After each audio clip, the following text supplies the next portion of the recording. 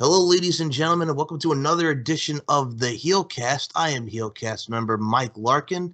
It's a little bit about a Max Wrestling takeover. On this edition of the HeelCast, we got fellow Max Wrestling podcast captain, my brother, my friend, none other than the best heel in the business, Mr. NFG himself, the Butcher. Hello, Butcher. Fuck the HeelCast. Okay. So, me? let me ask you, being the best heel in the business, and with this show being the HeelCast, now mind you, I'm not the one who named it. I'm happy to be a part of it, but why fuck the HeelCast? I like the name. I do like the name. The name is very, very. It's real. It's cool. You can feel it. You can feel it. But I'm the heel. I'm the heel. I'm the true. You know, there's a guy in RWT that says he's the true heel. That's bullshit. I've been rocking this for ages. Okay, but when I think HeelCast, I look at how it started. Okay, and it was started around a promotion that the early days of that promotion are just they have a place in my heart. But there's another era of that promotion, which to me, it shouldn't be spoken about. You know? What's interesting about it is, what's amazing about the HeelCast is, so I got involved with the HeelCast in 2017, right? But the actual HeelCast started in 2016 with the TNA Asylum HeelCast, which is now where you can hear this site. This show is on the site impactasylum.net, and of course, Andre Corbeil's wrestling@wrestling.com. Shout out to Andre Corbeil. But what's amazing to see is, like, obviously Impact's gone through stuff. Like, you and I have been fans since the beginning. Me, 2004, when like they started pay-per-views and they started, like, Jeff Hardy came in and the whole nine. But from its inception to now, it's been a wild ride for the TNA, now Impact Wrestling. It's not recognizable. It's non-recognizable from. I'm gonna. Do you know what I'm gonna say? I'm gonna be blunt. I'm gonna say style. There was an art to TNA when it started in 2002. There was just an art to it. It was grindy. It was gritty. It was like watching WCW on a, you know, do you know what I mean when I say that? It was very close to the audience. When you're talking the old Asylum days before they moved to Florida, was it? Yep, the Impact Zone in Florida and Orlando. Yeah. That's the thing, though, because you mentioned like the fairgrounds and in Nashville, Tennessee, because it had like that, like the studio kind of deal with WCW. And what's interesting about that is if you actually look at TNA, when its first inception, it starts in 2002. Yeah. It's a year after WCW closes, and most of the WCW fans gravitated towards TNA. I'm gonna say it how it's always been, and I've always said this to you, and I've always said it to Daz. When I grew up, I'm from the UK, so we had World of Sport, which was obviously the first wrestling I've ever seen. I wouldn't say I gravitated to it because it was very, very soap opera, a lot like a certain fucking promotion today. Just so I can clarify, people, I ain't no fanboy. Yeah, it was kind of like we had World of Sport, but I gravitated to WCW more than anything because I remember the first pay-per-view I ever watched, and now bear in mind, I mean, I was probably 5 when I got into wrestling. Well, not watching it, religiously. I would probably say I was around 9, 10 when I kind of like grasped it. And I remember my first pay-per-view, funny enough, I said to Harold Hunter III, and when he was doing a watch party last night in RWT, funny enough, and I said the same pay-per-view then, Halloween Havoc 1989, Sting and Ric Flair versus Terry Funk and Great Muta in a steel cage. Second to none. You know, it was second to none. And then in 2002, I don't even speak about the final 2 or 3 years of WCW. Oh, you won't have me speak about it. But in 2002, TNA was it just came from nowhere, and there was, you had your Ken Shamrock, which was your first NWA TNA championship. It was nice that they got the the part of the NWA. Yep, I'd linked up with them. Loved it. Absolutely loved it. And Ken Shamrock was the first champion, followed by Ron Truth Killings. Mm-hmm. It was I'm not gonna say exceptional, because I just kind of I got it, and it started. A lot of guys that you'd seen in WCW as jobbers, WWF as jobbers. You had the Harris brothers, that were Ron and Don, who were still wrestling like freaking jobbers, but they had a bit of a more of a purpose to them. In the mid '90s, they were Jacob and Eli Blue, and they've come a long way. Yeah, and yeah. You had a lot there, to kind of like keep you invested. They didn't really, make too much of an attempt to, kind of write and book, these, storylines and stuff like that. But they made do with what they had. They were bringing in guys like, which we've seen this week. Andy, and was it not Andy Douglas? Andy Douglas's partner. Oh, Chase Stevens. Yes. Yeah, Chase Stevens. The Naturals. Well, who were talented as hell. Oh yeah, and before that, he was with Cassidy Riley, the Hot Shots. Yeah. It's. I mean, I'm a diehard TNA fan. I mean, when I say diehard, I would go as far as saying once they came out in 2002, I didn't want nothing to do with WWE. And you got to remember, in 2002, that was the time to watch WWE. Ruthless Aggression era, John Cena, Randy. Exactly. And I was kind of like, no, I'm a TNA guy. You know what I mean? It's fucking, this shit is cool. And then it went on a few years. The X Division was booming. The X Division was the main event title to have. It wasn't the NWA title, in my opinion. I just think, do you know what? Whoever made that decision to have an extra title or an extra tier to that promotion and came up with the X Division was absolutely, from the name. I can't stand the title you see now. I love the original title. What's interesting is with Don Callis and the introduction with the Ultimate X and what we saw there with guys like AJ Styles, Low Key, Kid Cash, Amazing Red, the list goes on and on. What was amazing about the title, it's like when you compare like when they used to talk about the Intercontinental Championship, which it is, it's the workhorse title. It's the workhorse title for TNA. Oh, gotcha. 100%. 100%. I mean, like you say, you had Sabin, Matt Bentley, Frankie Kazarian, Christopher Daniels, Samoa Joe, AJ Styles, Amazing Red, Elix Skipper. You had your luchas coming over from Japan in, Apollo. Yes, Apollo. Fucking brilliant, man. That guy was amazing. Came over, wore the mask.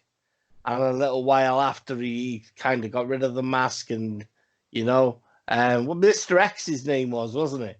Yes. When he was holding the title.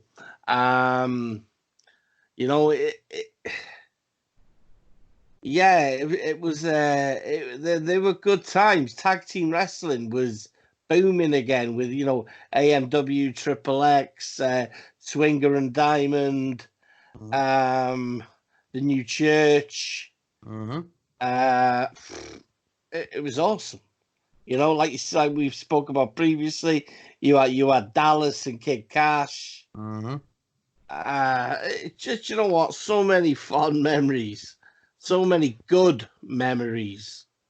And let's be honest, in this current era, current climate of wrestling, you got to look after them good memories because fucking, I ain't going to have many good memories to look back on in the future.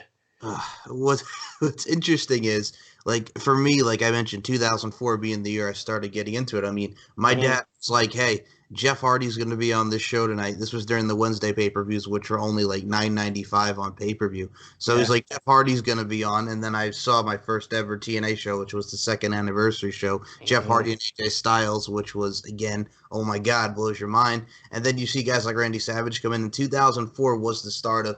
I was in the States. They were on Fox Sports Net on like at Yeah. like 3 o'clock in the morning on a not in the morning, afternoon on a Friday, and then they get the Spike TV deal in 2005, and you Mhm. just see a company flourish and grow and grow and grow, Mhm.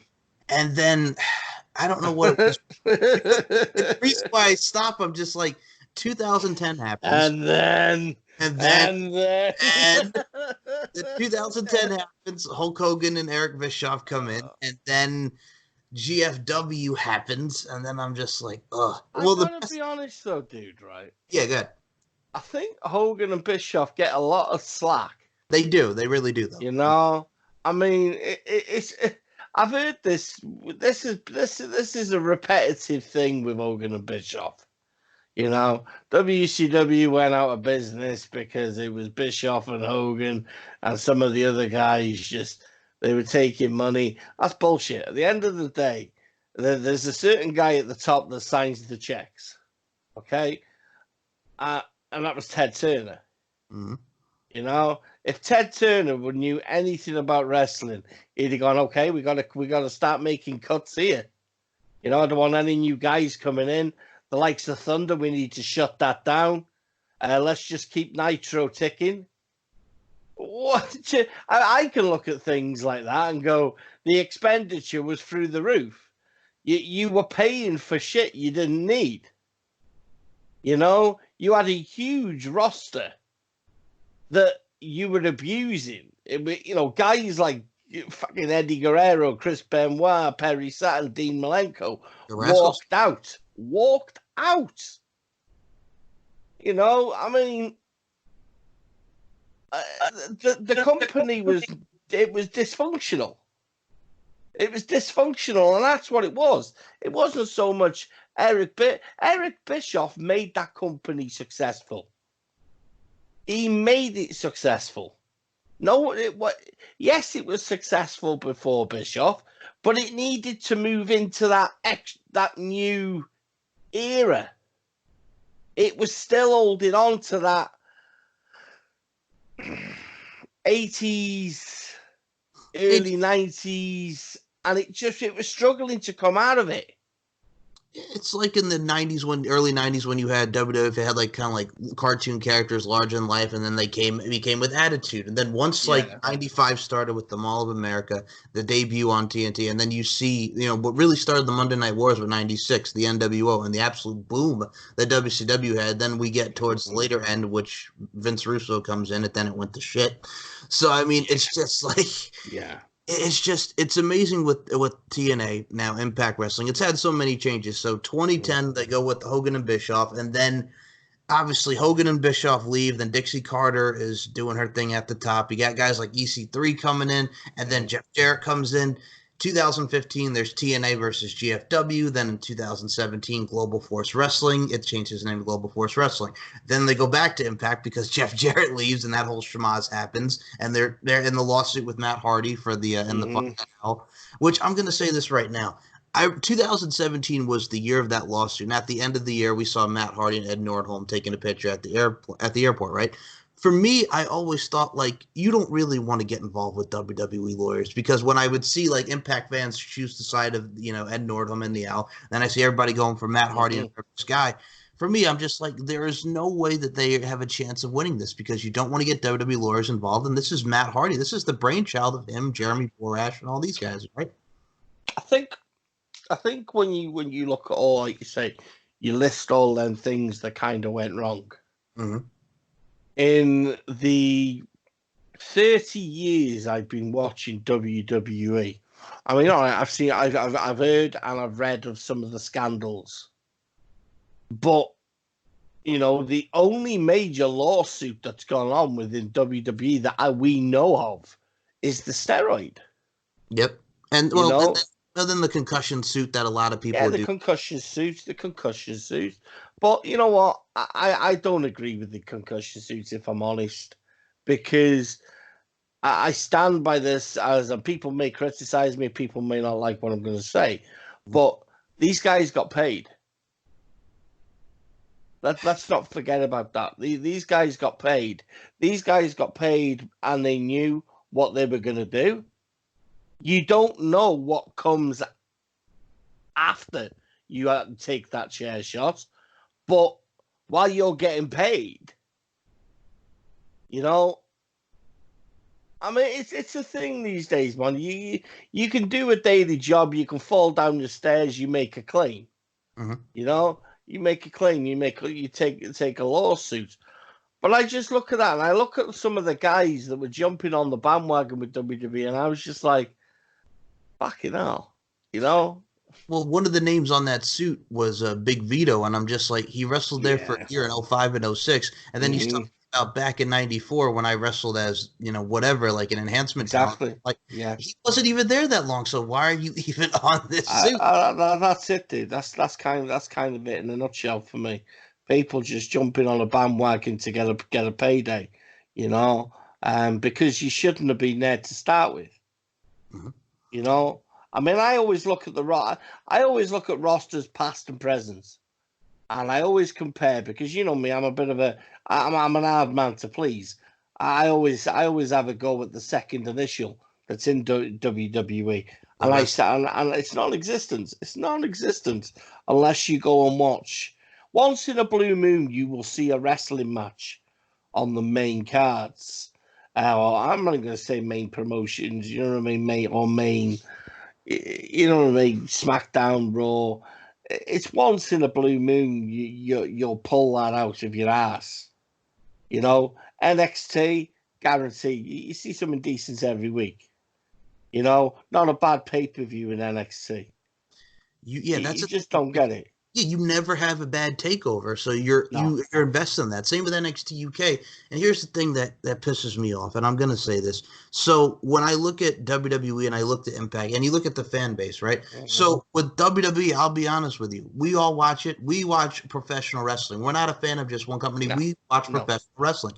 So when I watch everything, because there's so much wrestling on the week, the thing is, Monday and Fridays I dread. Wednesdays and Thursdays I love because Wednesday you have Fridays. Yes, exactly. Because Wednesday's NXT, you have AEW, and then Thursday I get to see NXT UK, and I love NXT UK. And this is where this comes in, Butcher. I think, and I'm speaking from the United States point of view, I think a lot of people sleep on British talent and international talents, and I think it's a shame because you have companies like ICW, you have companies like Progress. And you get to see a lot of talents from the United Kingdom. Yeah. That's it in a nutshell. This is the thing is a lot of these promotions are ignored. They're just ignored because, and I'm guilty of this, and I was guilty of this, is because your mind is so kind of, it's stubborn. Us as people, we tell our mind to ignore everything else and everyone else's opinion. I'm more than guilty of this. And you choose to ignore everything else around you because, oh no, that can't compete with that because they've got X amount of money and, they've got this guy and you just can't. And that has been a thing with a stigma in the business for such a long time. But when you look at ICW Progress, let's go and look at the former. I forget what it's called now. I can't remember what it's called. Defiance. Okay. There you go. Right? You go look at Defiance, right? Mark Haskins. Yep. Was obviously, and now Mark Haskins is in the world title picture within ROH. Yes, sir. Mark Haskins actually turned down WWE to go to ROH. You know, and when you look at all these things, these promotions potentially have the future of professional wrestling. You know, when you look at the likes of Evolve, Austin Theory. Oh, the man. You know, and this just breaks me out when I think about this. And I look at ICW and I think Lionheart. God rest his soul, yes. You know, I look at things like that and I think, fucking hell, that guy wrestled Jericho in a fucking amazing match. Mm-hmm. And that's the thing too, man. It's like a lot of people sleep on these talents, and like you were talking about Austin Theory, that's the thing. That was like one of the blessings is when WWE has that working relationship with Evolve, and we got to see Austin Theory 22 years of age and what he's doing on NXT, the match he just had out the breeze, and now he's getting a WrestleMania spot because of what happened with Andrade. So now he's going to be going for the WWE Raw Tag Team Championship. So I mean, you're showcasing your talents, and we'll get to that later because it's big news, but it's just like, man, you have so much talent at your grasp and everything. And now this also brings me to what I have to ask you, Butcher. Like, obviously, we see a lot of the stuff with the Twitch shows for Impact, and we joke about it because I know you also talked about the gut check, which we saw a lot of Impact talents there. For me, the gut check for me was with guys like Jay Bradley, who would go on to be Aiden O'Shea, Brian Cage, early one in there. I remember the Big O, Adam O'Reiner, his Zack Ryder's friend, Joey Ryan, the whole nine, and Christian York. But I'm just like, I remember the days of the gut check being the judges, and they would have a match. This was just their training at the Can-Am school, BCW, Scott D'Amore's promotion, Johnny Bravo and those guys. Man, what's the deal? I mean, because I remember what was great is if you go to the Max Wrestling group, guys, Max Wrestling Interactive, Max Wrestling Podcast, you were just like, what is this shit? Which gut check was won now by Shogun Jones, who has been on a lot of the Twitch shows and stuff. But it's like, what happened to gut check, man? It's a lot of difference. It's like the old Global Forged with Rohit Raji won that, who was Team Saint at the time of the Daisy. Dude, what happened with the gut check? I'm watching that and I'm just like, it's a great. I don't ever think the gut check got started. No. If I'm honest, I think when you look at the show they had with UK indie talent, British Boot Camp, you know, and this is what I'm getting at. A lot of them guys were ICW guys. You know, to be honest with you, when you look at the UK as a whole, you've got separate promotions, but everyone, with the exception of the small promotions in Wales, dotted around England, are they're okay, but you've got the big three, and a lot of these guys move around the three, you know, constantly wrestling. Some are heavily contracted to certain promotions. Some are kind of like freelance, so they're able to just, you know, dot around, have a great match here, a great match there. They'll stop in a promotion for a bit, do a storyline. But they had that British boot camp, and with all due respect, the wrong person won it. Mark Andrews shouldn't have won it in any which way or form.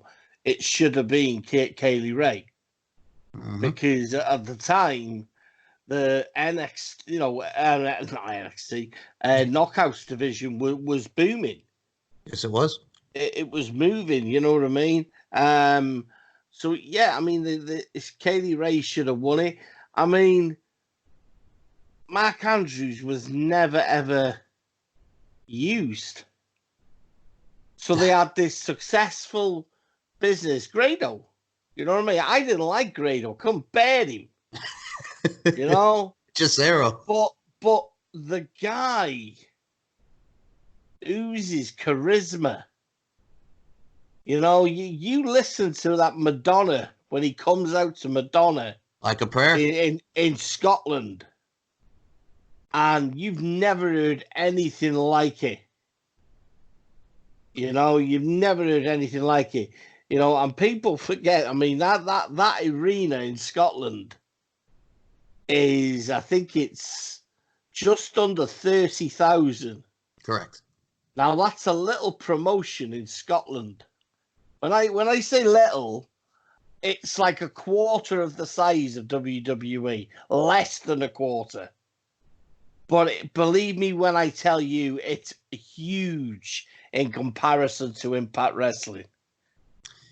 What's interesting, Huge. when you have the garage there, you have the hydro for ICW, and that's kind of one of the reasons why I like NXT UK, because not just the talents butcher, but I mean, you mention ICW on commentary, they have progress because of the relationship that they have with Triple H. Triple H has a great relationship with Mark Dallas, and it has that feel to it. And I mean, you and I are big fans of Kaylee Ray and Viper Pipe. And I mean, dude, I'm so happy. It's a MILF. They're going for all beauties, but we're going in that. Hey, the guy's a fucking master. Guy's a fucking master. So what's amazing is they're going in that direction, and I mean, we saw the Fear and Loathing with the tax and the friggin' what they put themselves through. Oh man, insanity! Insanity match. Oh my god. Oh, and I love that they're going in that direction now with Piper Niven and Kaylee Ray for the NXT. Yeah. It's not just them in ICW, dude. I mean, you got Stevie Ray. Yes. You know, Sick Boy. You know what I mean? Mikey Whiplash. Mikey Whiplash. It's got so much talent, and its booking is fantastic. I mean, unless you're watching Ravy Davy, who's a fucking absolute jackass. But even when you say Ravy Davy, man, the guy may dress in a fucking tracksuit and a baseball cap, but he's got a fan base. He's got a fan base. The guy's got a draw. You know, he draws people into an arena. That's half the battle in wrestling. You know, if you've got a fan base, then you're going to sell tickets. As long as you can sell tickets, you're going to make money. You know, and that for me is kind of like the main problem at the minute with Impact Wrestling. I mean, I can sit here and I can be a critic, and people have got the right to call me on it. You know, why do you always kind of like, you know, point the finger, bash the product? Because I can. Because I've got a reason to. Because I've got a right to. You know? I mean, there's not a lot of people these days, Mike. And I mean, you know, a lot of people may say, oh, yeah, I've watched it since 2002. And who am I to call them a liar? But have you really watched it since 2002? I mean, I never missed an episode, dude, up until around... I would say I started to lose interest around 2009, possibly 10.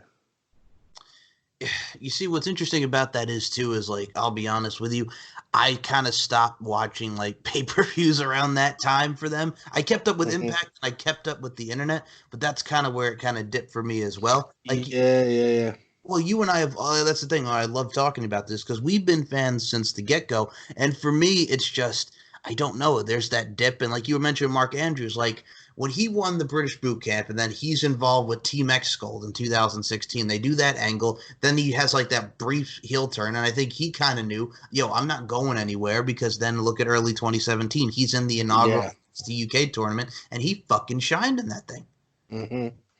Yeah. It's I don't want to say they had a lot of talent. a lot of talent. I just think there's just that people working there that shouldn't have been working there. Well, one that was funny that we did on Max was KM Kevin Matthews with his Biff Tannen. So I know that guy told you, he's gonna serve you, bro. Yeah, I was gonna get served, man, by Kevin Matthews because he was the next big thing. What did I say, Mike, at the start? This guy gonna do shit. And he really didn't. I'll be honest. He ain't gonna do shit, man. You can swear blind that Bill. What was his name? Oh, friggin'! There was Kevin Matthews. There was well, he was teaming with at the time. He was around Sienna. He was the guy that was running NXT's. Which guy are you talking about? Bill. Oh, Bill. Friggin'! I know who you. Oh, Bill DeMott. Bill DeMott, right? He was crying like a little baby, little bitch, saying, "Oh, Bill DeMott made me run drills when I had a bad shoulder." Yeah, you heard his shoulder. And all this shit, and I'm like, dude, man, just fucking get on with it.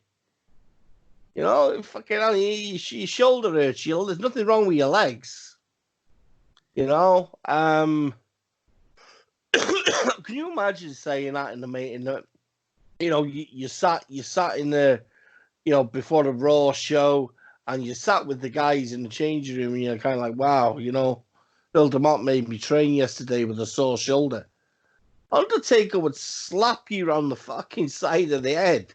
Oh, yeah. It's like back in the day when Kevin Nash talks about the stories, like they're on a European tour and Shane Douglas is like, I'm not going to go out with my shoulder. He's like, and Yokozuna goes, motherfucker, we all hurt. We're all fucking sore. Grow the fuck up. You know what I'm saying? So it's that mentality. It's the toughness. It's like that drill sergeant mentality investment. That's it. I mean, there's no room for days off. There's no room for days off. Them guys back then were breaking bones, tearing muscles, having injections to fucking kill pain, taking tablets, getting addicted to painkillers, because you earned the money for, to bring the money home. Terry Funk for all them years, fucking hell, the guy nearly killing himself. Mm-hmm. And he still was doing a payday. And he still does his thing in like his early 70s, and I'm just like, yeah, you know what I mean. But like you say, it gets to a point where, as sad as it is, you go past that point as a wrestling fan. You get to the stage where you kind of go, when you die, it's your fault.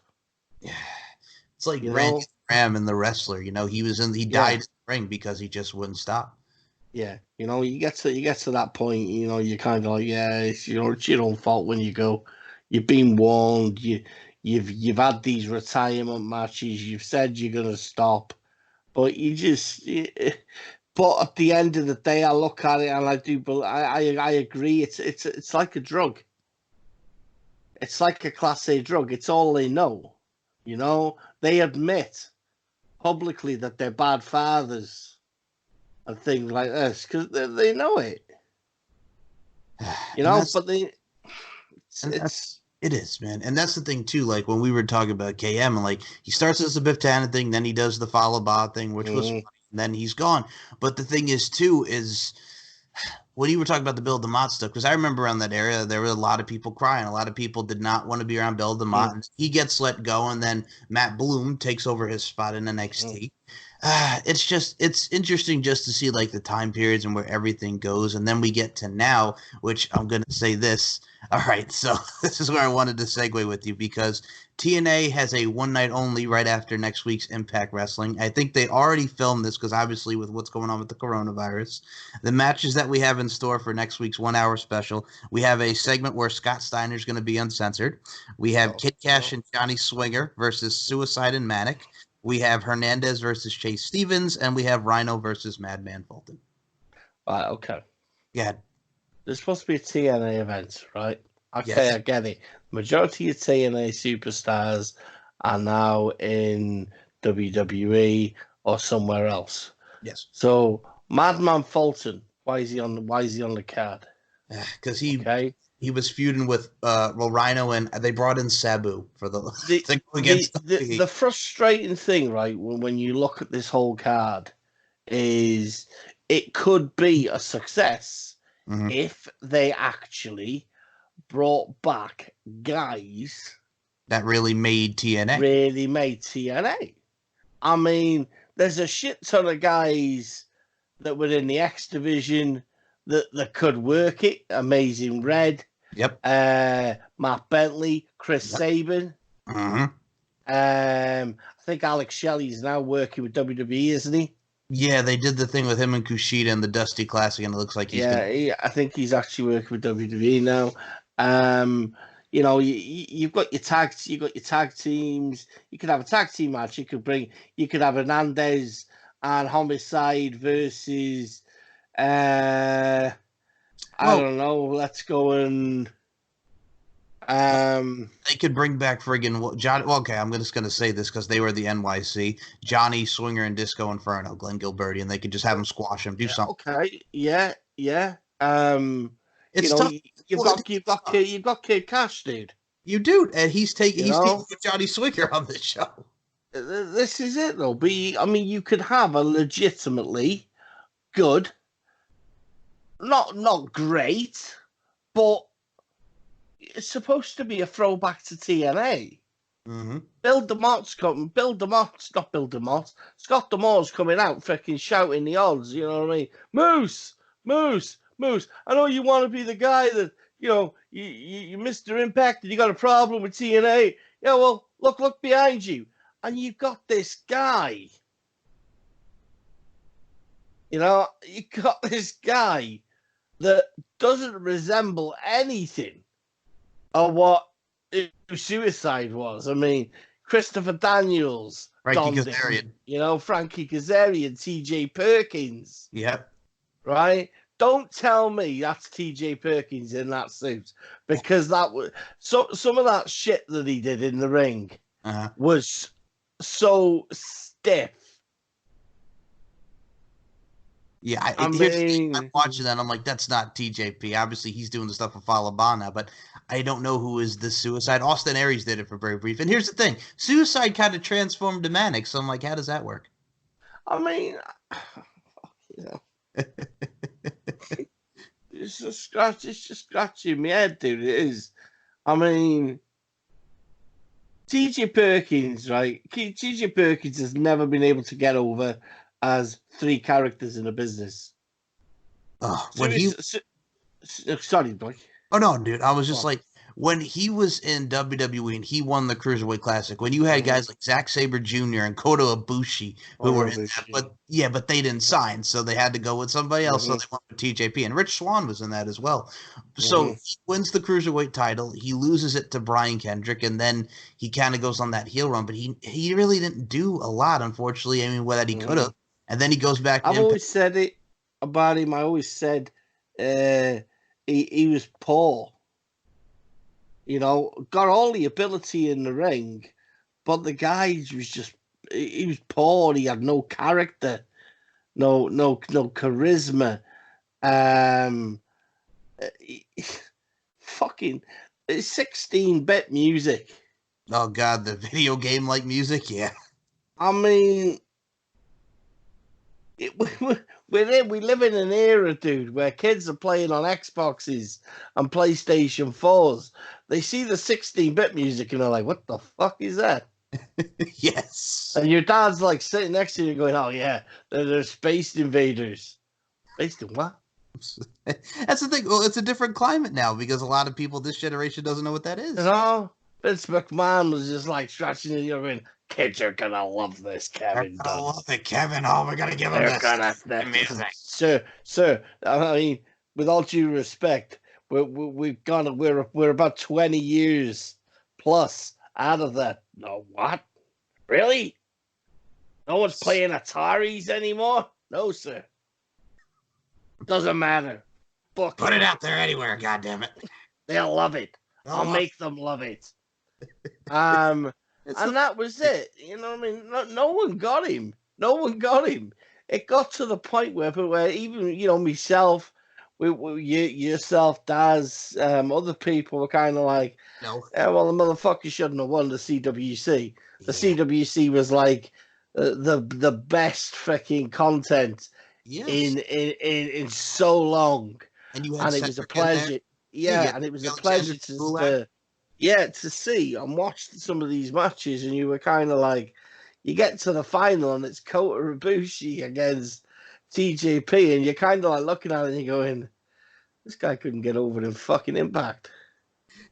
Yeah, you How had the fuck's TJP he in. won this? I don't know. I mean, then he's going against Rich Swann, and I think one of the best matches you had Kota Ibushi in there, and you had guys like Grand Metalik, who was absolutely amazing at what he did there, and you had like most of the 205 guys live now, but then you have TJP, when I'm like, and then I like, yeah, like you mentioned, like with Impact Wrestling, where he's coming in, he's suicide, he's doing his, he's one of them that donned it, and he's not. I mean, he was formerly, oh god, was it like Tiger Mask or one of the Tiger Masks? Yeah, yeah. And I'm just like, fuck. And then now he's back with Falaba, and I'm like, okay, all right. I mean, and they've been having great matches, and I know I'll mention this. You love the North. You love All Eagle Ethan Page. Oh, yes. Yes. You know what? Let me tell you something, bitch. Let me tell you something. You know what? The North are fucking exceptional. They're so good. Mark my words.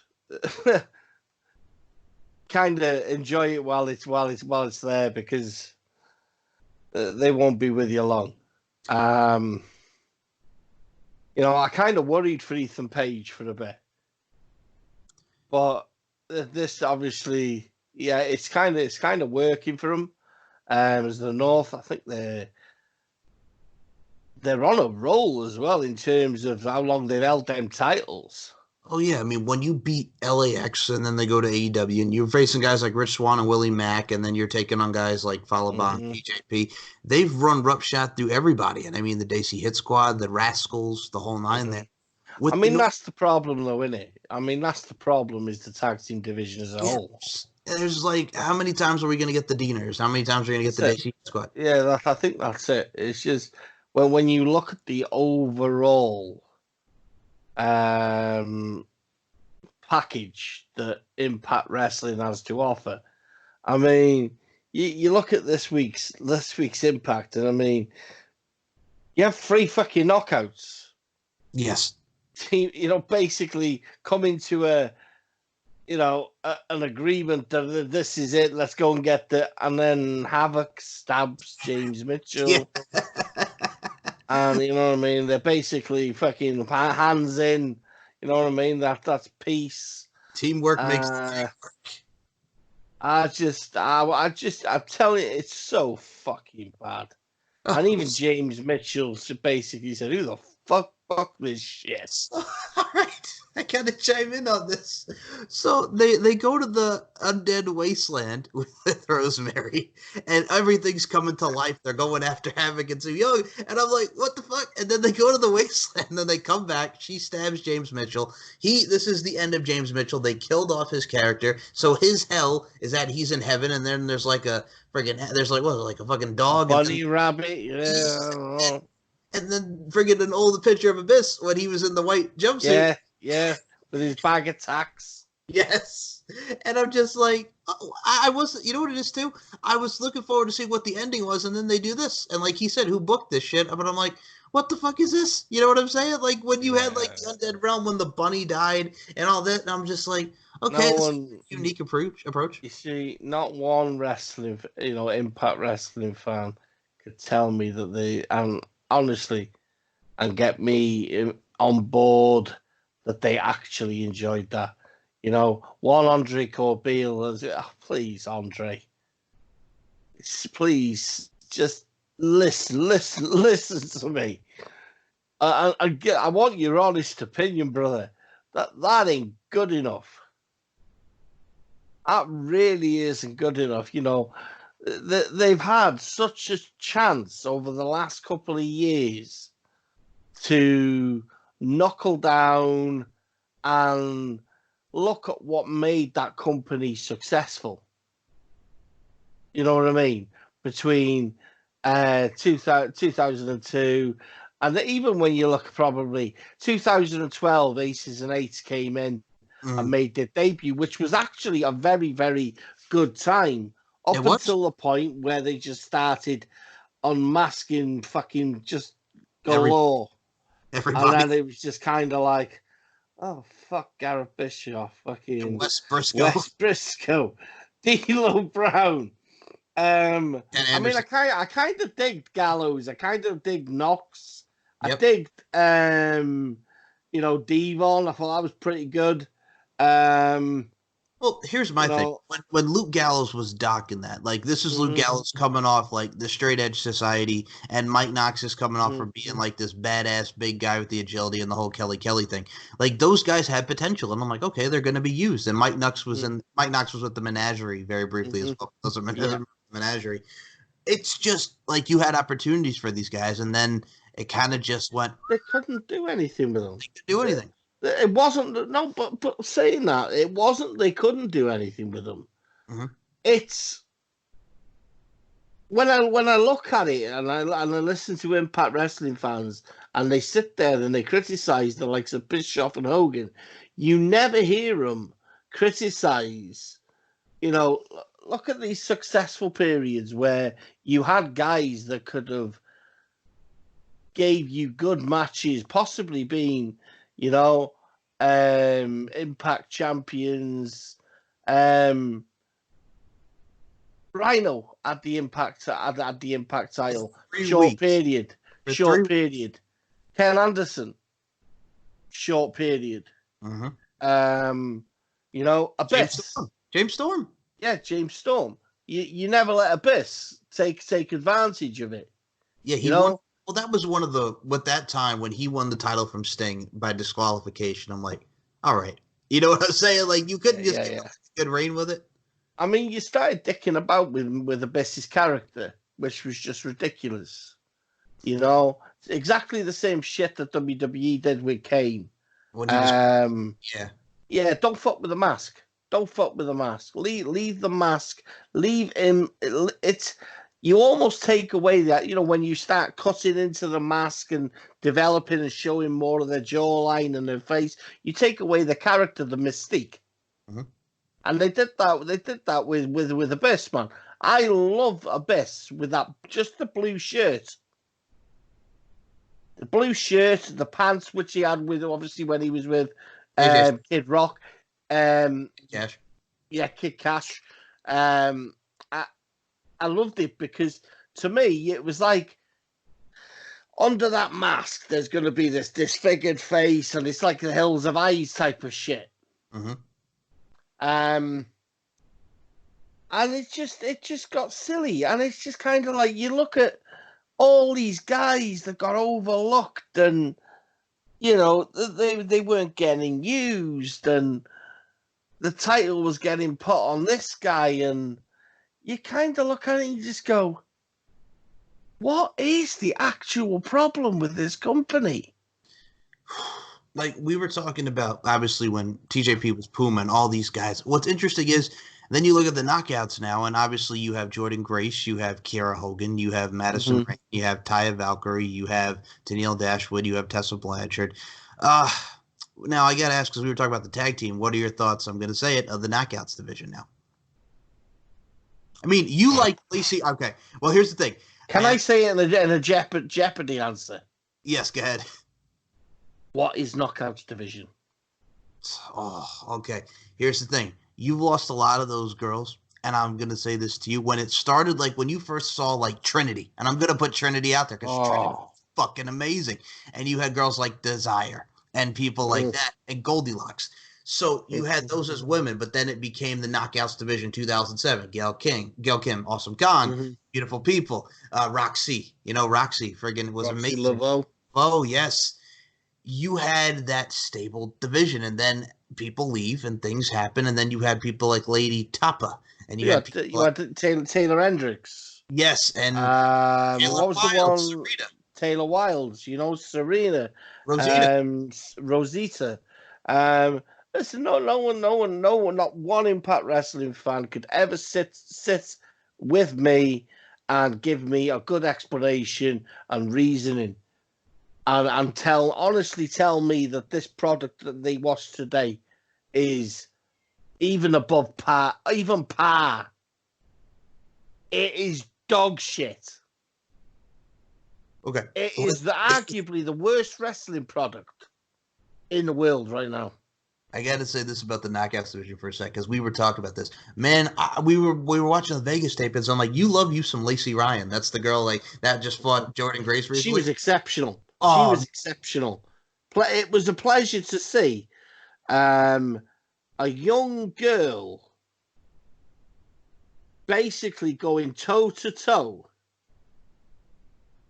and, you know, kind of leaving you with that everlasting effect that this girl cannot, you can't give her this much and then take it away from her. with her, You like, know, well, she's local, dude. She's from the Future Stars of Wrestling School, and she's wrestled around that area with Las Vegas. But like, she has the build. Like, there's potential. There's a future with her. well, I think I think there's definitely a future there, 100%. I mean, you've seen her now as an indie star, Mm-hmm. right? I mean, that for me is a successful tryout. You've just taken on Jordan Grace, who is the alpha. Mm-hmm. You know, she looks like a man and all. You know, and I expect them to sign her, develop her character, and you know what I mean. We'll see more of it. We'll see more of her within the next few months. But again, it's a case of they don't sign talent to keep talent. Now they're that type of promotion now, where they build for someone else to take. And I think that's what also gets me about it, is because you have all these talents coming in, but then you rely on Sabu, Tommy Dreamer, and you bring back all the ECW guys, and I'm like, That's just that upsets me. yeah, I'm That just like upsets tired me. of the ECW guys. You're paying guys. I wouldn't say a lot of money, but too much money is still. You know what I mean? For me, guys like that are too much money. Sabu is an absolute joke. You know, Rhino, long way past it. Rob Van Dam. Which, okay, now that brings me to the next question. Rob Van Dam and Joey Ryan, cancer culture. You know. So they made him stop doing the dick flip. So we're going against all this, the cancel culture. It's kind of like a play on like mocking Jim Cornette with "goddamn son of a bitch" and everything that he criticizes. It's So just, yeah, you know what? Again, Joey Ryan. We always go on about Joey Ryan. if it's not Joey Ryan, we also go on about Priscilla Kelly, which dirty fucking slut. Dirty fucking slut. Yeah. It's just, you know, I know there's people just out of work and you've got to make do with what's available and you've got to kind of like spend your money wisely and all that shit. But I just look at it and I think, you know, you can't always come up with that same excuses. You know, you're not even using what's at your disposal. You know, I'm gonna say this because this is controversial, and you know me, Mike. I I know like if to be controversial. I could be controversial for Right? I got no issues with a woman being world champion at all. No issues at all. I'm sure as hell believe that, you know, you've got some Impact fans out there that disagree and they're still upset about it, you know, because the title should be on someone like Michael Elgin. It you know, at the end of the day, the way I see things is she's carried that company, carried it for 2 years easily. You know, when you go back and look at Impact Wrestling over the next 2 years, and you were to basically pick 10 top 10 high profile matches, Tessa Blanchard's in that list. She'd make most of the list, Mike. Hell yeah! Well, she had 2 matchups with Taya Valkyrie. The Taya Valkyrie match, absolutely outstanding. The Gail Kim match, the Sami Callihan. Yeah, she makes up the top 10.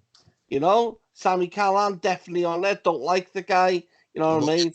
We'll get to that. But yeah, I mean,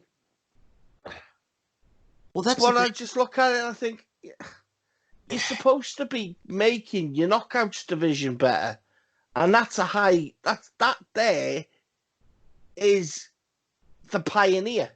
That there should be, you know what I mean? The stepping stone, the standard bearer, if you will. That's it. You know, so you're telling me you've got a guy walking around with white pants, green boots, with a green bandana, calling himself Mr. Impact. You're allowing a guy to claim he's the top guy in the company, but yet you haven't got the balls to put a title on him. That's the thing with Moose's booking, because he goes from he had the Eddie Edwards feud, he's working guys like Bobby Lashley, and then he's a heel, and now he was going against Austin Aries, and he was with Killer Cross, which we'll get to as well. But the thing with Moose is, like, he was the grand champ. Like, why are we not in the world title picture? Because he's feuding with the ECW guys and the old guys. He's beating Chase Stevens, he's beating Rhino, he's facing this guy, that guy he got into with PD.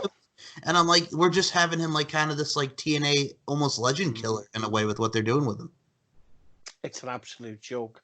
I don't get why that guy has not been the world heavyweight champion. I don't get it. And I'm looking at it like, why? Because you have people like you mentioned, Tessa Blanchard. So they were for Rebellion, which is now canceled. They were originally going to have Tessa, Michael Elgin, and Eddie Edwards. Now I know you, Mr. Eddie Edwards, going apeshit. You were just like, no. I hate Eddie Edwards. Eddie Edwards sucks ass. Eddie Edwards, right? No matter how many times you put different attire and alter his character, he still is the same fucking guy. He's got no charisma. Yeah. Everything he does looks forced. I honestly believe, and people will disagree with me, I just think I've seen his moveset 1,000 times. It's the same thing. It's repetitive. Davey Richards, completely disagree. Right? Davey Richards was the better of the two. Edwards is the Marty Jannetty. Okay, so from us watching them in Ring of Honor when they've had their matches for the world title, and then they're the Wolves, they're the tag champs. They come into Impact alongside MVP when they did that, when he was the authority figure at the time.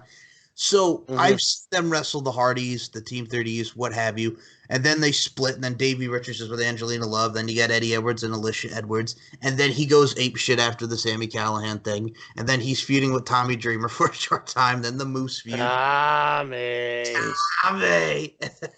And the Ace Austin feud because he wanted to bang his wife, and now he's back in the world title picture, and obviously the Killer Cross feud as well. But it's just like, okay, the Killer Cross feud. I'm gonna say this right now: the only thing I really enjoyed about that was the swinging back and forth of the sword, and that's another guy because with Michael Elgin, I'm gonna mention this: when they bring Michael Elgin in, and Brian Cage beats Johnny Mundo for the title. And Johnny Impact, excuse me. Johnny Mundo was Lucha Underground. But when they have that match, and then you see Killer Cross beat him on an Impact, and I'm like, okay, I'm all for Brian Cage and Killer Cross because of their history. Future Stars of Las Vegas. They've been everywhere. Lucha Underground. And then here comes Michael Elgin because he doesn't want to be with New Japan anymore, and Don Callis brings him in, and I'm like, they just bring him in, and he's going to go right for the title. And I'm like, you had something with this guy. And then you see what Killer Cross did with the vignette, and his debut, which was amazing for Triple H, Gargano, and Ciampa just watching right at the thing. And you're going to see Killer Cross being the killer against the psycho killer, Tommaso Ciampa, looks to be the direction. And I'm like, you had something with that guy, and then like that, you just... I think the thing with Cross is Cross is that good at what he does. They had no one. They had no one apart from someone like Sami Callihan that could, kind of like go toe to toe with him in, style and mic skills really. Callahan isn't brilliant, nowhere near on, Kevin Cross's level, but nowhere in a million years. But like you say, freaking, we can sit here and we can dispute Kevin, Killer Cross getting abused, and the things happen for a reason. Now he's in NXT, and his vignette is in resemblance of he's here. You know what I mean? badass. That famous Raw where he came in and just my God, it was amazing. It is.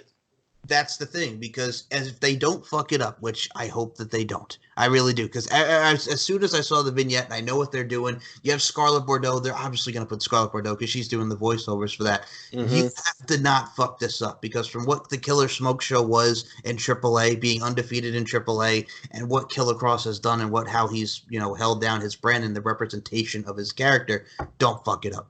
No, God, no, you can't. You can't. I mean, I was just thinking then. I mean, I was just looking at the roster, and I was looking at the world title picture. Now you see, I would have no issues with Josh Alexander being pushed into the world title picture. Oh, he'd be great, walking weapon. Ace Romero. Big AC, Something about that guy, dude. Something about that guy. I mean, he don't look great by any standard. But he can move. He can move. At least the guy moves like a freight train. Oh, we were talking about that pound stuff. That guy. Oh my God. Oh my God, man. Dude can that shit is the pounds. I mean, Marcus Corvon. How was Marcus Corvon never got back into wrestling? Well, Monty Brown, from what I remember when he left WWE, I think it was a family issue. He had like his mother. His mother, yeah. Thank you. And just and then nothing.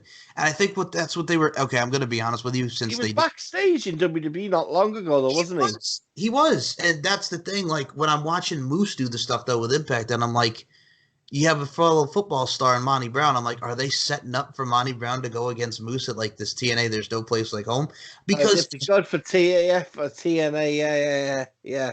And then everything gets canceled. But I'm just like, Monty Brown, he still looks great. He's in great shape. Like, give me a Monty Brown match. I'd love to see the pounds. Fucking, I'd mark out like a motherfucker. I really would. I was a Monty Brown guy. How that world title never went on that guy was, oh my Lord. If you had a guy, right, that was over in any promotion at the time, and he came to the ring wearing his leopard print shirt, and the music hits, and he looked $1 million, Mike, and he picks up a mic, and he's like the Kingpin, and we're going to quote the Kingpin here before I kick his ass at Promomania. I pick up a mic, and he basically, like The Rock did, look around the arena, and then he just go, let me tell you something, bitch. Yes. And that's not in so many words, but that was his character. It was the demeanor. And he finished with a punch, period. Period. You listened. You're hooked from when he comes out and you hear the hit him with the pounds, and then he just comes out, he picks up the mic, and you're interested in what he has to say. Like when he's being interviewed by Shane Douglas going into his match with Triton at Destination X, and you're just like, oh my God! Like just keep talking. You know what I'm saying? Because he's that. There you go, dude. See, you just said it as well. Triton, right? I was so invested in that. That build for Ryan Wilson. Yes. Who was formerly he wore a mask in O'Valley. He was something Osborne, I think. Jacob Duncan. Yeah, Jacob Duncan. Very much like Texas Chainsaw Massacre type of character in Ohio Valley Wrestling. Yep. And I remember seeing that promo, man, for Triton, and I was like, holy shit, this looks cool as fuck. With the green lasers and shit. And I was like, oh my God, this looks amazing. He had the old British invasion music, that down, that he's... Yeah. You know, and this is the shit. You see, I've gone from being negative to talking about shit that made me smile. You know, Team Canada, dude. You know, the X Cup. I wasn't too fond looking back at it now at the treatment of New Japan superstars, AAA, and AAA superstars. Yeah. But they did a lot of things right. And that's for the life of me. I look at it now and I just think, you've got the guys that built that company, right? Working there now. In Scott D'Amore, fucking Don Callis. So why is the same shit happening that happened? I mean, okay, you've got a certain level of talent which they didn't have under Dixie Carter, but they're still not utilizing it correctly.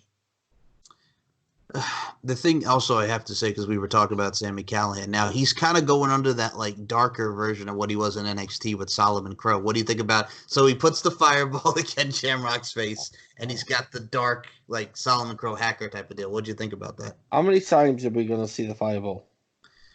Then it does get overdone. You know, basically gimmick that he was heavily critical of. Yes, when he was in NXT, yes. All of a sudden, now it's good enough, and he's just coming up with white lines. I see you. I see you. I don't get it, Mike. I really don't. I just think it's cheap. It's tacky. I don't like him. I don't like Callan at all. I think he's an absolute fucking idiot that's made a living off a botch. But I have to say, other than Tessa Blanchard and Michael Elgin and a few others, he's one of the top guys in the promotion. But you're giving him something shite like that to work with. Okay. I'm going to say this. Now, when Ken Shamrock was in the WWF and he won the King of the Ring, obviously the Austin Bret Hart submission, Steve, do you give up? Team with the Big Boss Man winning the tag titles. Mm-hmm. And we saw that in his Hall of Fame video package because most of that footage was WWE. And obviously him winning the NWA TNA title for the first time. As far as him going in the Hall of Fame, I'm like, he was there for like a year and then he left and he did a brief appearance in 2004. Then he comes back. I'll be honest with you. The Madman Fulton match was better than the Moose match because that match was just, ugh. And I'm just like, now they're putting him in the Hall of Fame. And I'm like, okay, you know what I'm saying? But I'm just with the whole thing. I just don't understand why you just would even be invested in a guy that shouldn't be anywhere near a wrestling ring at this current time of his career. And you followed his MMA career, which is just amazing. Oh, he's dog shit. You know what, right? Ken Shamrock, when I got into UFC, you had the likes of Ken Shamrock, Dan the Beast Severin, wrestling in the early days, Royce Gracie, you know, and it progressed a bit. Then you had Tito Ortiz, Ken Shamrock battle, which really, to be honest with you, was one of the very, very first feuds, or one of the crossover type of thing, where you were seeing slowly little bits of WWE creeping in and UFC becoming more. I'm not going to use the term entertainment because I can't fucking stand it, but more. Okay, I'm gonna have to entertainment. It was. It's how they built their fights. But when I look at UFC now compared to what UFC was then, you still have to look at it and go, could that guy from then work today? Not physically, but would his style, could you incorporate his style? And do you honestly believe he could go amongst today's superstars? Some of the people like Rashid Evans in his early days, Chuck Liddell, definitely. Could Ken Shamrock go? Not a fucking chance. Not a fucking chance. No way in a million years. Well, yeah, then and that's sorry, no. Then you see him coming out when he's like, I wish I had like the matches with Goldberg and Brock Lesnar. I did that earlier on Robert Davis put it out last night. Yep. On RWT. And I did a little video on it earlier on. And listen, right? I get it that you've got to kind of like try and build and look after your future and see if it gets any kind of, any heat or any, develops a bit of a following, a trend. No one cares. No one cares. The world isn't ecstatic about Bill Goldberg's position. The world isn't ecstatic about Brock Lesnar's position. So intelligently, why would you pick two guys? No one cares. I don't know whether he realizes, but we're in a current climate, and a certain situation is basically devouring the world. Mm-hmm. And WrestleMania should have been cancelled, but it ain't. It's not. How, I don't know. So the governors need to listen. I'm going to say this because I think we're getting close to finishing. Yes, we are. In my opinion, right, this is the HeelCast. And when I think about, obviously, WWE, it just makes me chuckle now. There's no fondness about it. The product is shabby, and it's probably in a worse position than Impact Wrestling, in my opinion, because you expect so much more and better. After WrestleMania, they're not going to be able to record, right? In the development, the performance center. But that would say to me that Vince McMahon has paid someone some fucking money. Well, they're trying to. I know they taped a lot of stuff for Raw and NXT. Well, that's the thing now because they have the NXT Takeover just airing a couple weeks. They've already taped a lot of the stuff going ahead. Wow. I gotta watch pre-recorded WWE. Yeah, now you gotta watch a pre-recorded NXT. Fucking hell, dude. It's just. I mean, I can cope with NXT because me too. We've watched it, but do you not just think that? To be honest with you, the pressure's on because they would have had to have crammed all this content in. Oh yeah, and then I'm expecting to see so many botches. And then you look at the WrestleMania card. Like over 2 days, you have 15 matches on the damn shit. You know what I'm saying? That's disgraceful. That's disgraceful. And why that's disgraceful is you're recording it over 2 days. So why the fuck do you expect us to sit there and watch it over a 7 to 8 hour period? And that's the thing. Like, how do you do it? With a pre-show. Well, I don't know if they're going to do a pre-show, but I mean, but this is what I'm saying. You're expecting us to watch a pre-show, which would start at 9 o'clock at my time, which would be it starts 3 o'clock yours. Well, what's interesting about WrestleMania here in the States is it starts at like 5 o'clock p.m. Eastern US time, right? So it starts at 5. You get the pre-show from 5 to 7. So what they would do is they would air the first hour of it on the network, the second hour would be on the USA network, and then everything else is on the network. But I also feel bad for the people because you're sitting there for 7 hours watching a pre-show to WrestleMania, which will end at like midnight. I actually said this, right, because Amir said to me, I was talking to Amir the other day, Amir, I'm talking to you, bitch. Um, I was talking to Amir, and Amir was like, I was supposed to go over this year to obviously see Mania. Fucking glad now we didn't, obviously. But supposed to go over there. And he said to me yesterday, he said, "Oh, you're going to have to come over." And I was like, I think I'll just come over and watch a fucking 3 to 4 hour pay-per-view, if I'm honest. Because I really couldn't stand in that fucking an arena, dude, for 7 hours, Mike. Oh, well, that's what everybody. I would go into butcher mode, man. I would kill someone.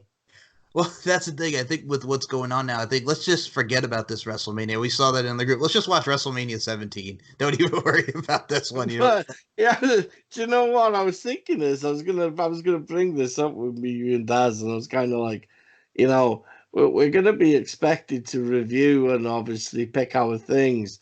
Why don't we just watch our own WrestleMania and then review a WrestleMania? That's the thing. Because Wait, and it's a pre-recorded WrestleMania. They already filmed the shit already from Wednesday and Thursday. Oh, that's it. I don't want to. It's for me. I bet you I could go on the internet now and find some fucking leaked shit. Yeah. I don't want. I don't want to watch it. I don't want to watch it. I'm not interested. For me, it's fallen into the. Do you know what? It has fallen into the blood money category. Oh, the blood money. Because it's just greed. It's greed. The show must go on. Shit. To me, it's disrespectful. It's disrespectful in the current climate, and the reason everything is stopping is because it's for health and safety. Mm-hmm. Well, you clearly have no, you know what I mean? That's posted yesterday about the Miz. That's what I was about. The Miz being the reason Roman reigns, and I was like, no, horseshit, man. I don't believe that. I don't believe that for a second. Well, so right? Going around again, this is also Dave Meltzer who reported this. Of course it is. Fuck, that the Usos and Roman Reigns and the Miz has heat because he was working sick, and also he's going to be involved in that triple threat ladder tag team match. Go ahead. Listen, right?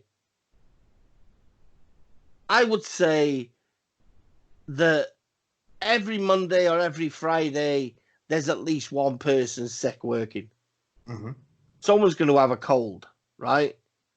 And this is where me and this virus thing don't get on, because I believe in this world we live in, the thing that controls the way people think, the way people move, and the way people will, you know what I mean, will basically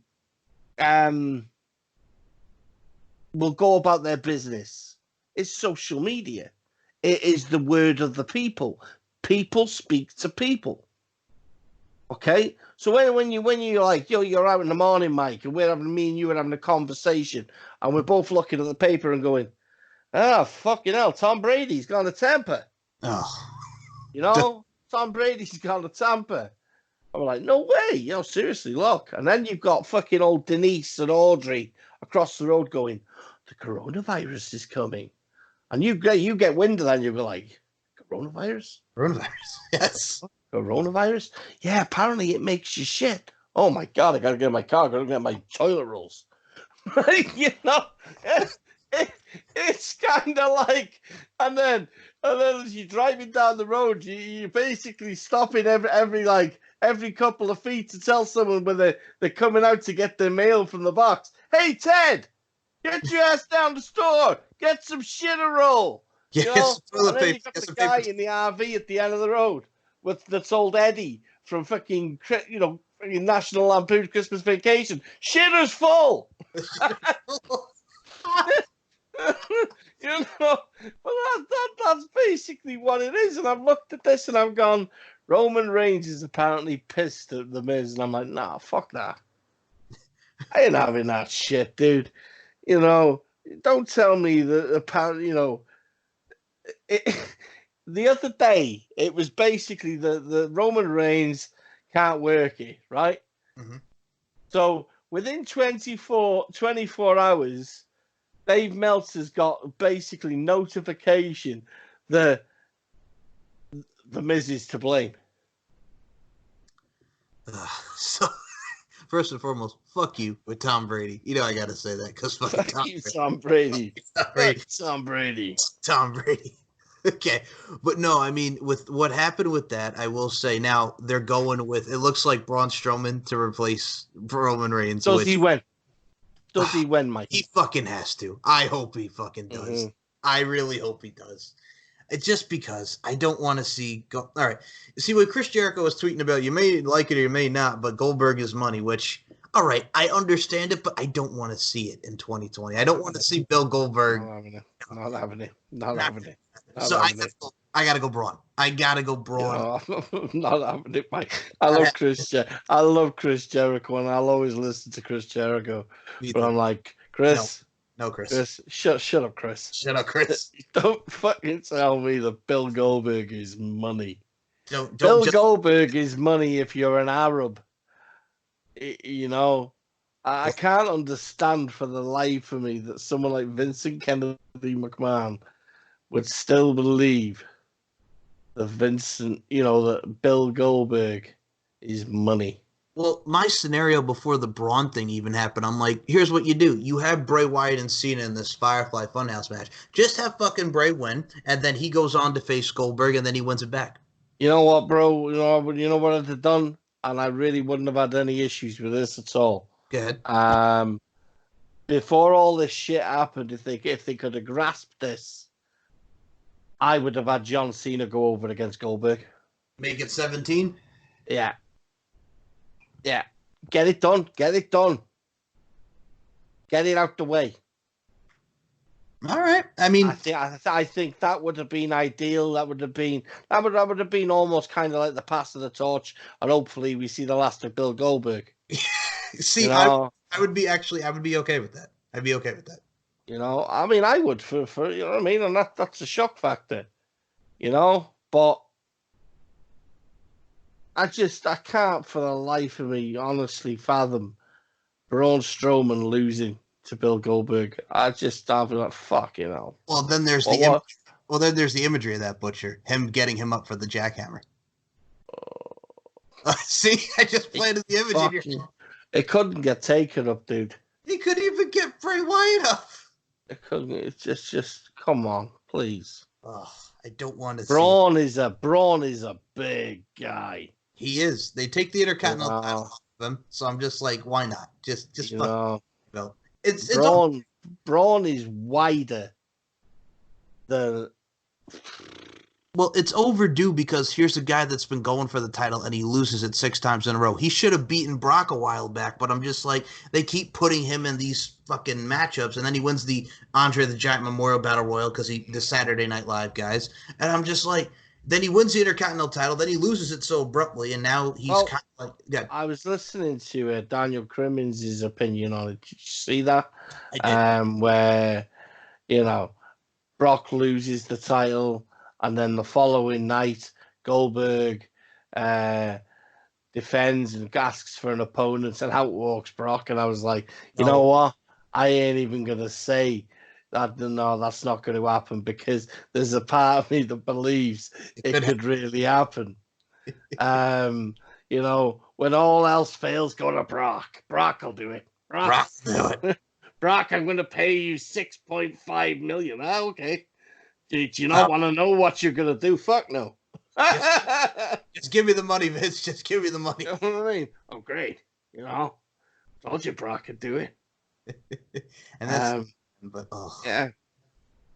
Other thing I got to mention is, we touched upon it last week, but all right. So we really enjoyed the Jake Roberts on Max. We enjoyed the Jake Roberts, which was amazing. But everybody, I've seen a lot of the criticism. Matt Hardy and Chris Jericho went too long. I was just like, I was not a fan of. I'll be honest with you. I love Chris Jericho, but that wasn't my favorite thing. I was not a fan of Matt and Gabe this past week. Right, okay. Here's where I am with it. Here is where I am with it. The Matt Hardy thing is done and dusted. Right, it's a little too late, and it's coming across a little desperate. You know, I think 2 years with WWE after his exit from Impact Wrestling, and WWE fans wanted nothing more than to see the broken gimmick making a debut, return at WrestleMania, and seeing that deletes, and to see him, walk out with Vanguard 1 and Chris Jericho, and I look at Jericho, and Jericho looks like, holy shit. You know what I mean? And kind of like, and go, I knew you come, Yes. And I'm listening to it, and I'm like, okay, the teleporting though, like if this was actually a Phil Dudley, that was cool as fuck. It was, but that was so cool. Yeah. How do you pull that off with? I don't know, dude. I just liked it. I just thought that was amazing. And Cody and Kenny, cool. Cody and Kenny sound like, "Am I dreaming? What am I watching here?" And then Tony Schiavone's like, "Is this real?" I tell you what I like about AEW, right, and them doing this empty arena shit. How they're incorporating the roster into it, and they're gambling money, and Tony Schiavone's basically insinuating that MJF is gambling. He's like, what you say to me? What you say to me? And then you're having badass Billy Gunn, you know what I mean, upstairs with Jericho, and they're all betting upstairs and things like that. But I'm watching, that moment, and I'm kind of like, this really sucks ass. It does. That's the thing. Worst I've seen. The whole week. Worst I've seen. Forward to it, dude. I'm like, okay, we Matt's here. We're gonna do things, and then that happened, and I'm like, ugh. It's the worst I've seen in terms of AEW segments. It really is the worst I've seen, and you can normally tell fans are always going to support someone new, and especially when they've got kind of like the following that Matt Hardy's got. I take it Jeff signing a new deal with WWE, which you know what I like, because we know that Jeff. When Matt left WWE, that time when Jeff was feuding with Punk and Edge, fantastic rivalries, And do I believe Jeff's got another run in him? I want to. I want to, but I'm not too sure. He's got a lot of working to do to show them that he can kind of like not fuck up. Yeah, but I mean, with the likes of Matt, I just don't know. Do I think Matt should have been the exalted one? Yeah. I think it would have worked a hell of a lot better than Luke. I didn't like the segment where people were basically saying he mocked Vince. But no, not at all. Not at all. I didn't see. I mean, did you think so?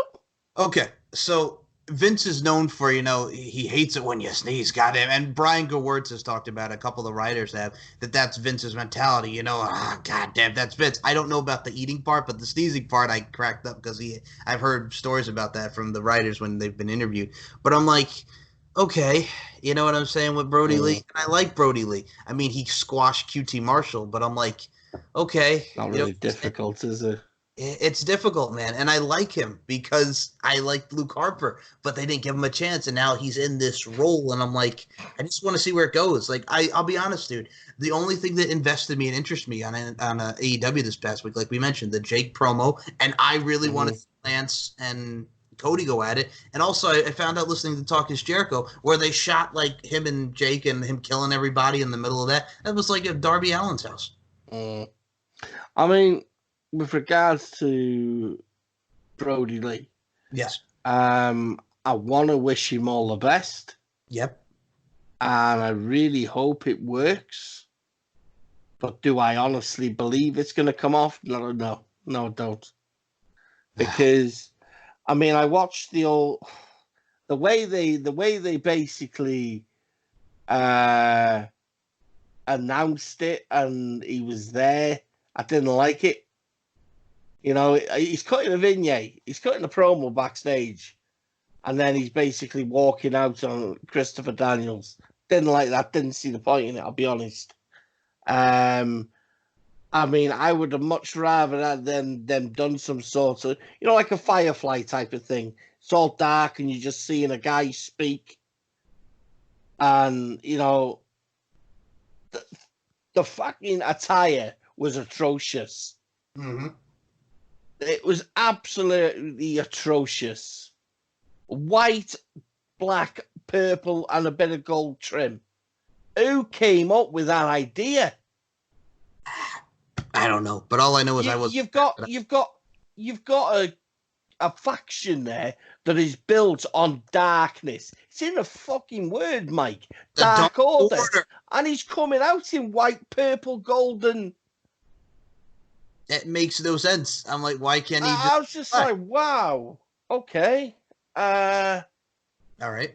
I don't get it. I don't know how to. I don't know exactly. I don't know how to feel about this fucking scenario. And I'm watching, and I'm just kind of like, who booked this shit?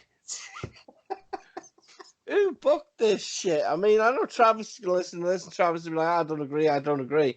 I know Travis didn't want freaking Brody Lee to be there. And a part of me really, really does look at it now and go, dude, you really, I know you want to walk on your own. I can see by reading why you left WWE and why you needed to go. He wanted his own run, didn't he? Just didn't want to live in other people's shadows. And to think that Vince McMahon wanted to book him and Rowan as Demolition. Oh, here comes the axe. Oh my God! Here comes the Rowan. Here comes the Harper.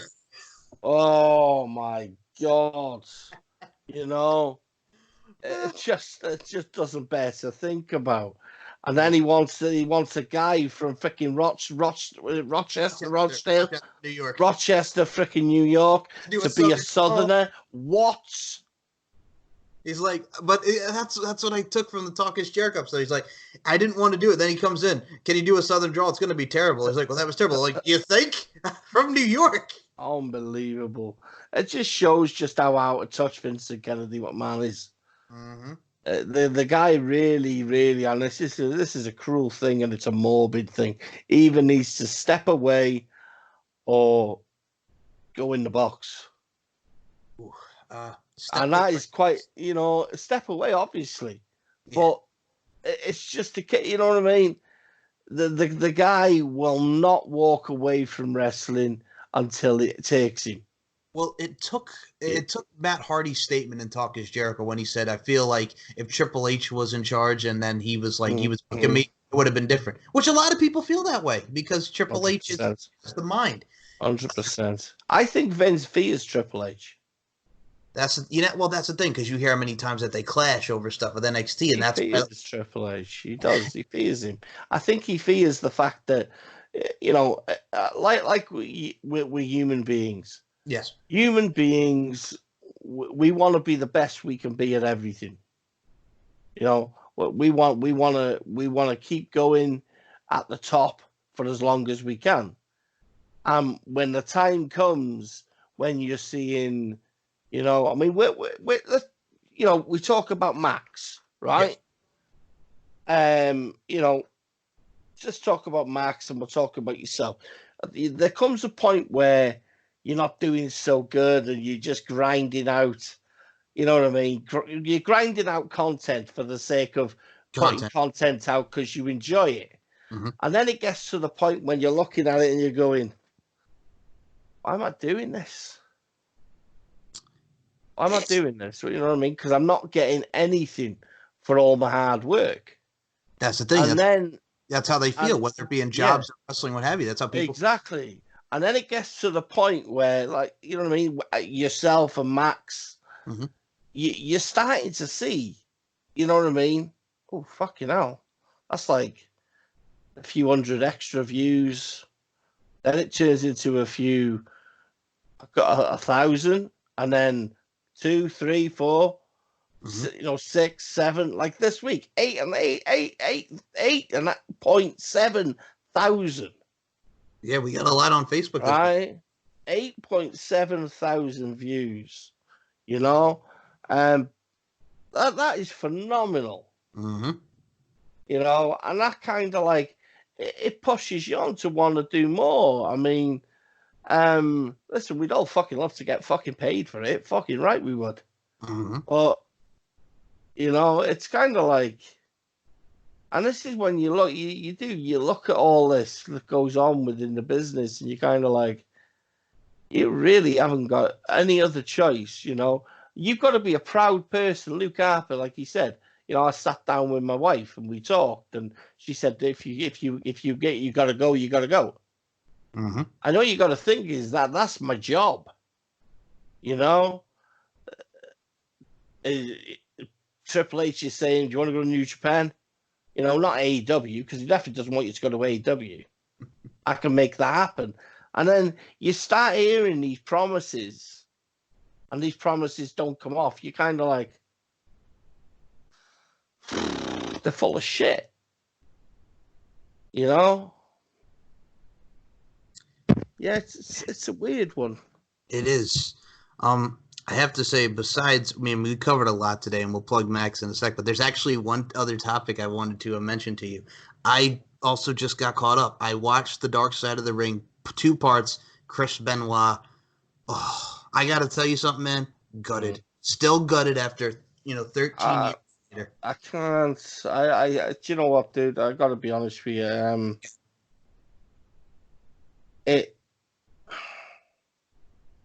It wounds me a little bit, Mm-hmm. leaves me a little raw, but at the same time, I wish people would kind of like, I want people to kind of like grasp this a bit, and I don't want people leaving shitty comments and you know, these guys, they work hard, and this is my opinion, it's not theirs. So if you want an argument with me, you can get me at. Mike's going to do it in a bit. You know, you can get me at that one on the Twitter machine. I'll be happy to answer your questions. But to me, right, from a person that suffers and has suffered with mental health, and having, a borderline personality disorder, suffering from PTSD, severe anxiety, I'm more than capable of flipping out, and I have moments where I do shit and I kind of like, I come round, and this isn't anything to do with my epilepsy, which I've got. And I'll be like, whoa, what the fuck? Oh yeah, you just punched a hole in that door. And I'm like, wow. So I mean that's completely different to roid rage and stuff like that. But I'll be totally honest with you. When I left school at 16, I was taking multiple substances, injecting multiple substances, because when I left school at 16, I was tiny. You wouldn't believe it by the size of me now, but I wasn't big at all, and I wanted to play rugby.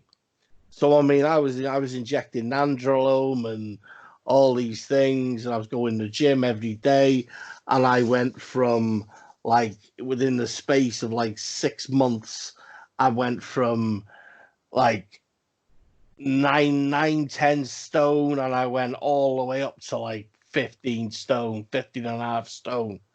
And I mean, and I was jacked, but I know that the repercussions of what I was doing weren't good, because I was snappy, I was aggressive towards my mother.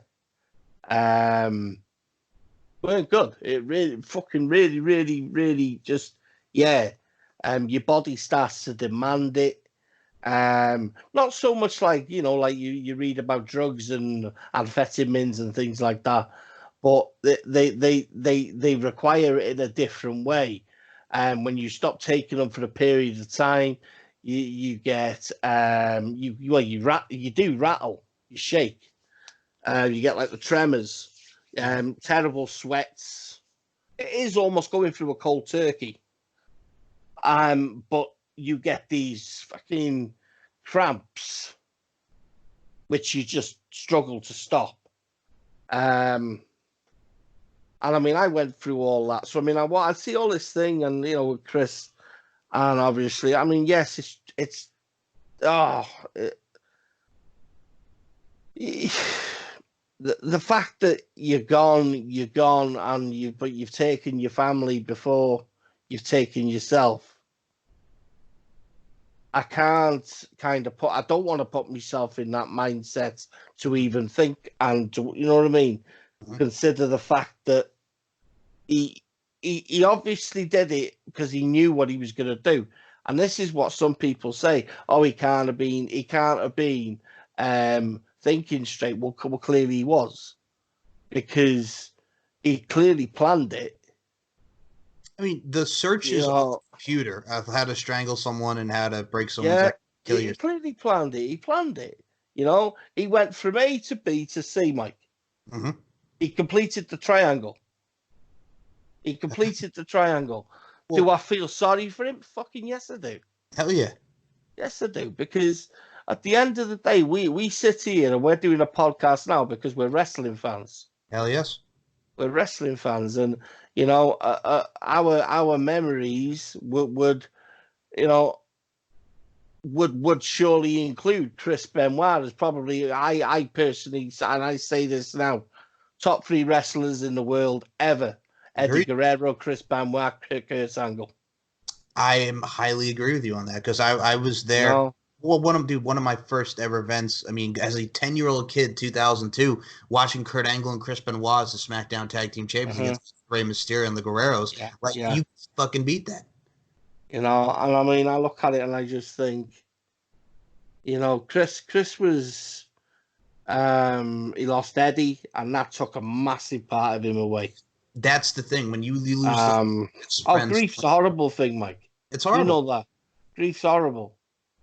Grief's horrible, man. You've got to go through certain stages before you can actually come to peace. Well, I'll say the stages you go through.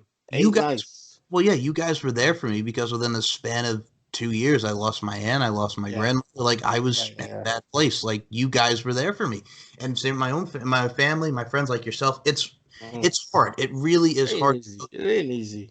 It ain't easy.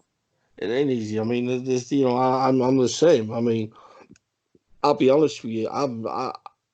As far as grief goes, the 3 most important people in my life, four most important people in my life, were my granddad, my nana, my aunt, my auntie Kathleen, and my brother. And if I said I ain't grief for any of them, I still haven't.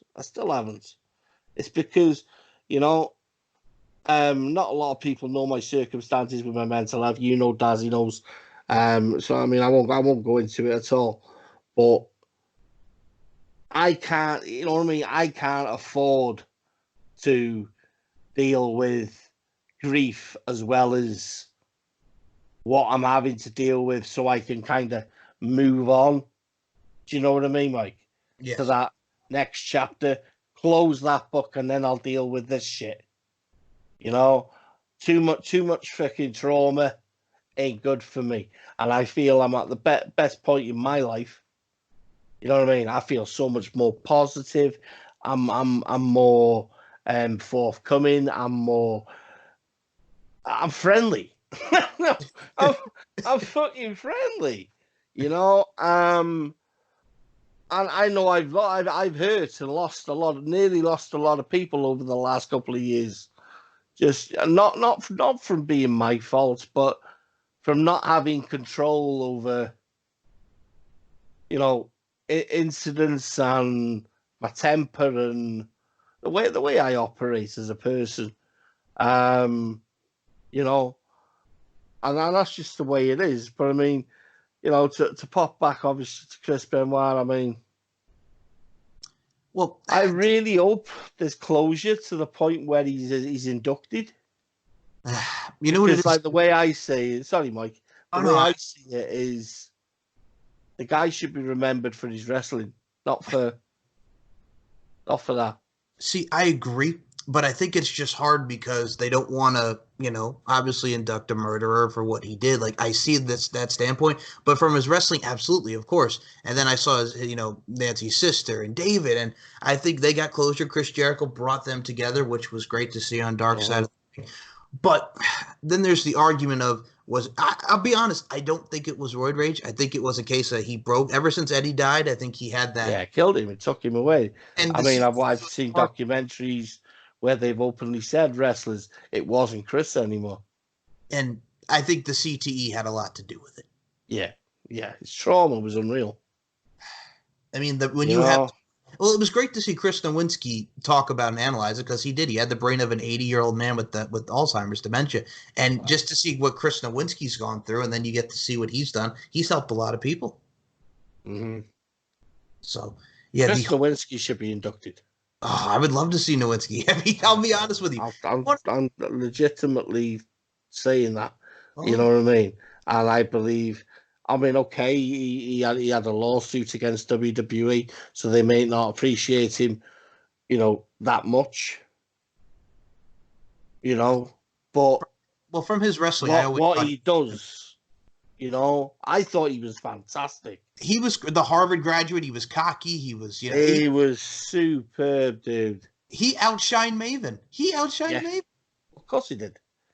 And I actually think he could have been as good as Angle. When I look at people coming through, you know what I mean? They have the ground ability. They're wrestlers. They're college wrestlers. Your Shelton Benjamins, your Charlie Hasses, your Jack Swaggers, Brock Lesnar's, Chris Nowinski's, Jason Jordan, Chad Gable, And then I look at people like fucking Mojo Rawley. Yeah.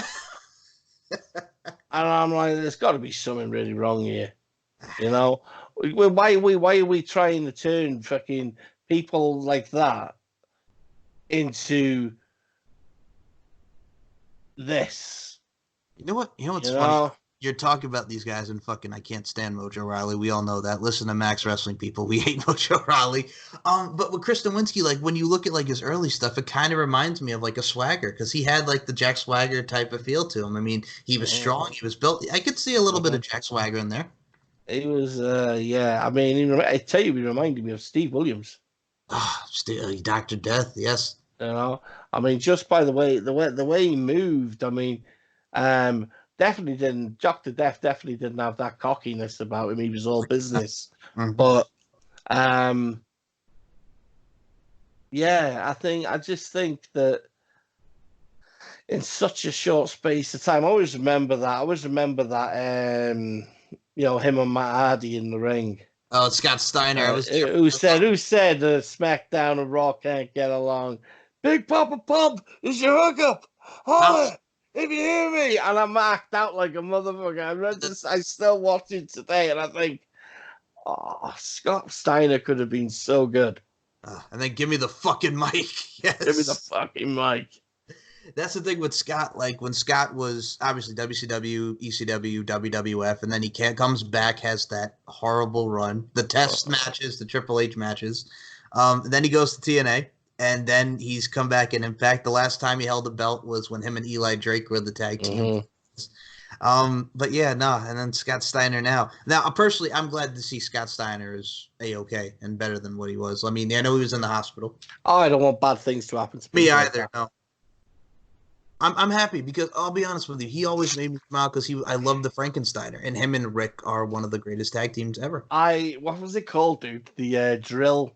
Oh, the Steiner screwdriver. Oh my god, what a finishing move, man! It was like a suplex into a Michinoku driver. It was amazing.